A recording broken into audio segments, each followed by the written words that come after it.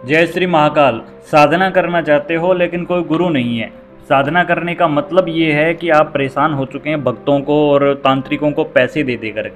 इसका कारण भी हो सकता है कि किसी के घर में परेशानी हो, कोई अपना निजी काम करवाना चाहता हो, किसी के काम नहीं बन रहे हों, बहुत सारी नाना प्रकार की परेशानियां आती हैं जिसकी वजह से लोगों का जुड़ाव होता है।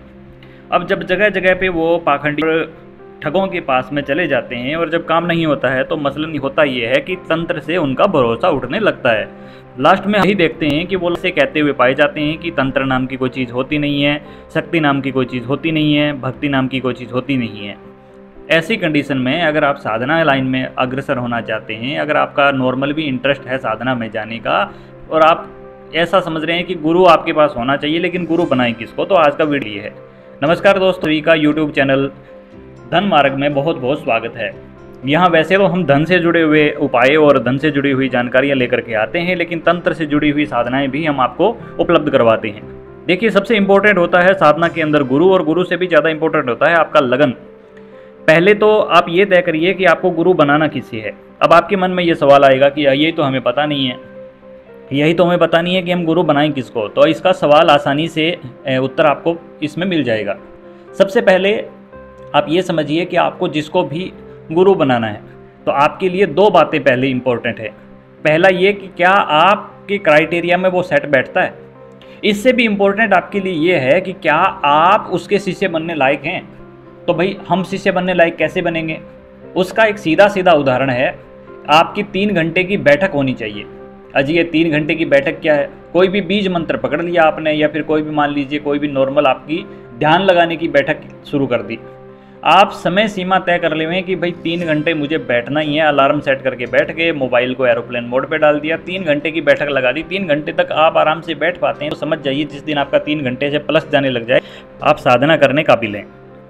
फिर आपको करना क्या होगा, जितना गुरु आपको माला बताएगा, मंत्र आएगा, उतना आपको उस मात्रा के अंदर करना पड़ता है। सबसे पहले गुरु आपको देगा, गुरु आपको गुरु मंत्र दे करके साधना शुरू करवाएगा, फिर रक्षा कवच करवाएगा, दिशा कीलन, आसन कीलन ये करवाएगा। अब भाई सीधी सी बात है, ये सब चीज़ें तो हम कर लेंगे, लेकिन गुरु तो पहले हो। गुरु कहाँ से लाएं? तो गुरु ढूंढने के लिए इम्पोर्टेंट चीज़ ये है कि नज़दीक में ढूंढें। बहुत दूर का गुरु आपके किसी काम का नहीं है, फ़ोन नहीं उठाए, आप जा कर के मिल नहीं पाएँ तो आपके लिए वैसे समस्या है। बहुत दूर का गुरु ऐसे काम का नहीं है कि आप मान लीजिए इमरजेंसी है, आप तो आपके ऊपर ही इमरजेंसी आ गई, आप चल के जा नहीं सकते, तो गुरु दूर पर तो आपका कुछ कर नहीं पाएगा। आपके पास जा कर के काट करवाने वाली चीज़ है तो पास से ही करनी पड़ेगी। अब दूसरा, आपको ये भी याद रखना चाहिए कि जिस गुरु के बहुत सारे चेले हों, अनगिनत चेले हों, वो ऐसा गुरु भी नहीं ढूंढना चाहिए। जिसके बहुत ज़्यादा चेले होंगे तो वहाँ आपके लिए एक और प्रॉब्लम है, वो गुरु आप पे ध्यान नहीं दे पाएगा। किस किस का ऊपर ध्यान दे, कौन से शिष्य पे ध्यान दे, क्योंकि आजकल तो शिष्य ही गुरु से ज़्यादा बढ़ चढ़ करके सवाल करने वाले होते हैं। छोटी छोटी बात को हाइपर हो जाते हैं तो गुरु भी उनसे तंग आ जाता है। हज़ारों शिष्य जिस गुरु के होंगे, उस गुरु का आपके जीवन में महत्व कुछ नहीं है। ऐसे गुरु को बनाने से आपको सिर्फ और सिर्फ ये है कि मिथ्या भ्रम ही होगा कि आपके पास गुरु है, लेकिन गुरु को आप सही ढंग से वर्ण नहीं कर पाएंगे। जब ज़रूरत होगी तब गुरु का ना तो फ़ोन मिलेगा, ना आपका फ़ोन उठाया जाएगा, ना गुरु आपसे ढंग से बात करेगा, तो आप करोगे क्या?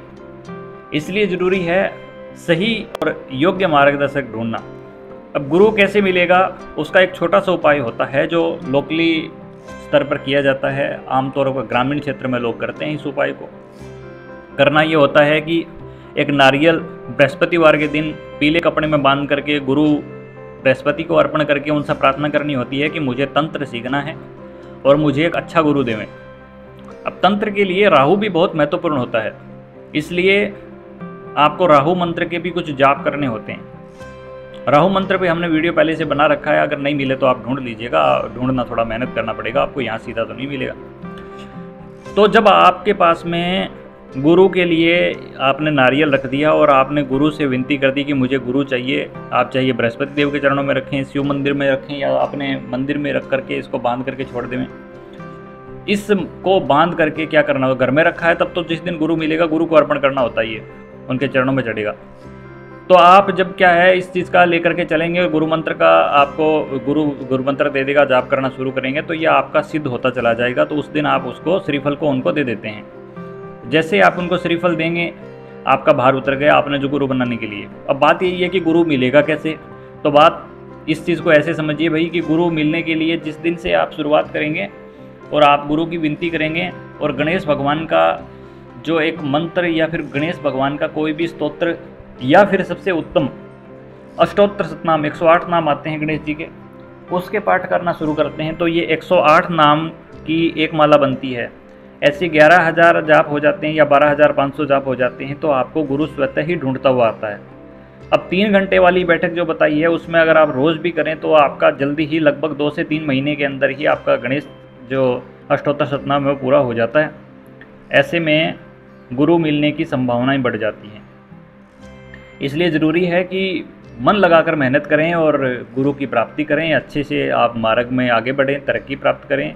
आशा है वीडियो पसंद आया होगा। चैनल पर पहली बार आए तो सब्सक्राइब कर लें और बेल आइकन दबा लें। वीडियो कैसा लगा ज़रूर कमेंट करके बताएं। जय श्री महाकाल, जय माता दी।